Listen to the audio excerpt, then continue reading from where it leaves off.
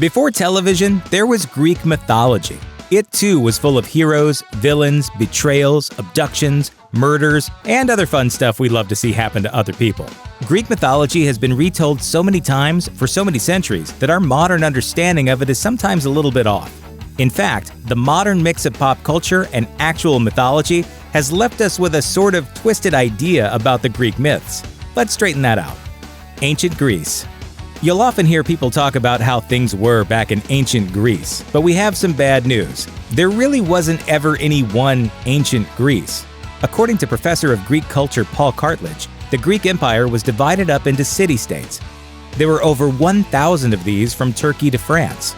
There was no globalization in those days, so even though the city-states existed under the umbrella of the Greek Empire, they had very different traditions. That means the Greek myths we're all familiar with were not consistent from one part of the Greek Empire to another, and the gods and goddesses considered important also varied by region.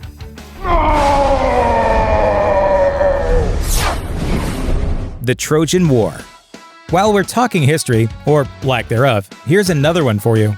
The image of the wooden horse full of malevolent Greek soldiers is such a part of world consciousness that most people never question whether it actually happened.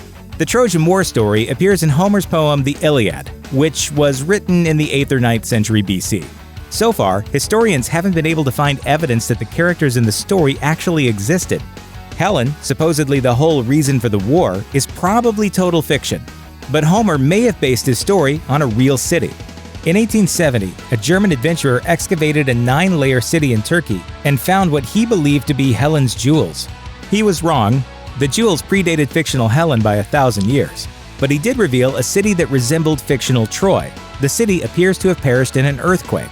So archaeologists came up with a rather tenuously connected theory.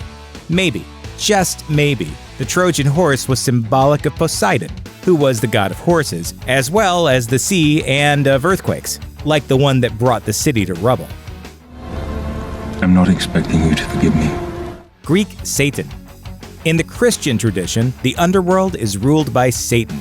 He's all about tempting innocent humans to the dark side and then throwing them into a pit of hellfire for all eternity. To reconcile this with Greek mythology, most people project the fire and brimstone of hell, along with the evil of its overlord, onto lords of the underworld from other traditions.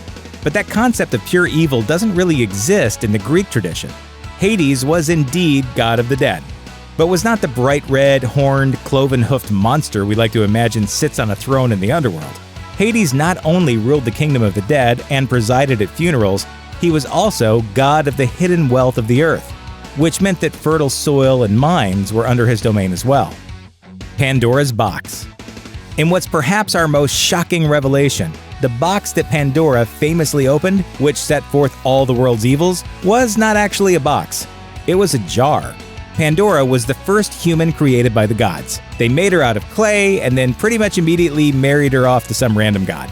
As a wedding present, Zeus gave her a jar. Maybe she thought it had homemade jam in it or something because she opened it. Instead of delicious strawberry preserves, though, the jar was full of evil spirits. The spirits flew away to plague mankind forever and leave us marveling at what a total jerk move it was on Zeus's part to even gift evil spirits in the first place. There's no going back from that. Pandora doesn't go back in the box. Cupid and love. Valentine's Day is associated with Cupid, even though Valentine was a Christian saint said to have performed secret marriages after the practice was outlawed. So how did Cupid get mixed up in all this?